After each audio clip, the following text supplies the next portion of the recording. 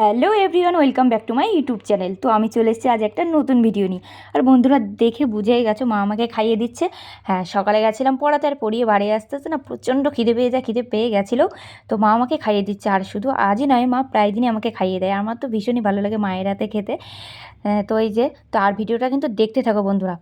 তো বাবা গেছিলো বাজারে, বাজার থেকে নিয়ে চলে এসেছে চিকেন। আর চিকেনটা আজ আমি রান্না করছি। আর আমার ইচ্ছে হলো তোমাদের সাথে একটু শেয়ার করতে, তো চলো তোমাদের সাথে শেয়ার করি রান্নাটা। তো আমি চিকেনটা পুরো ধুয়ে টুয়ে পরিষ্কার করে নিয়েছি, আর এই যে আলুটাও ভাজতে চাপিয়ে দিয়েছি। আর অন্যদিকে বেশ অনেকক্ষণ আমি ম্যারিনেট করে রেখেছিলাম মাংসটা। তারপরে এই যে চিকেন লেগ, এই যে লেগ পিসটা দেখতে পাচ্ছ না, এটা বাবা স্পেশালি আমার জন্য এনেছে।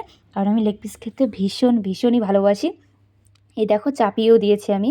তো মাংসটা এখন কষানো হবে একটু। আর আমার রান্না অলমোস্ট ডান। আর কষা মাংস খেতে কিন্তু আমি ভীষণই ভালোবাসি। আর একটু টেস্ট করতে গিয়ে দেখলাম ঝালটা একটু কম আছে, ওই জন্য উপর থেকে একটু লঙ্কার গুঁড়ো ছিটিয়ে দিলাম। তো এই যে আমার রান্না একদম কমপ্লিট হয়ে গেছে। আর দেখে তোমরা বুঝেই গেছো। আর কেমন লাগছে অবশ্যই কিন্তু কমেন্টে জানিও।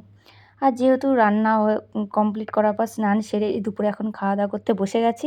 আর যেহেতু আর চিকেন হয়েছে, আমার অন্য কোনো তরকারিতে খেতে আর ভালোই লাগছিল না, কিন্তু মায়ের বক্তব্য যে না, সব তরকারিতে অল্প অল্প একটু খেতে হয়। তো যাই হোক, সব মিলিয়ে একটু এই যে খাওয়া দাওয়া হচ্ছে এখন। দুপুরে খাওয়া দাওয়া কমপ্লিট করার পর একটু রেস্ট নিয়ে নিয়েছি। তারপর আমি কয়েকটা রিলস করছিলাম, দেখতেই পাচ্ছ সাজুগুজু অবস্থায় আছি, একটা রিলস করছিলাম। তো কমপ্লিট রিলস করা। তারপর এখন আমার স্টুডেন্টরা চলে এসছে, এখন বসবো পড়াতে। তো চলো আজকের ভিডিওটা এইটুকুই।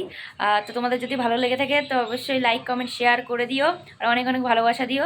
তো দেখা হচ্ছে নেক্সট ভিডিওতে, চলো টাটা।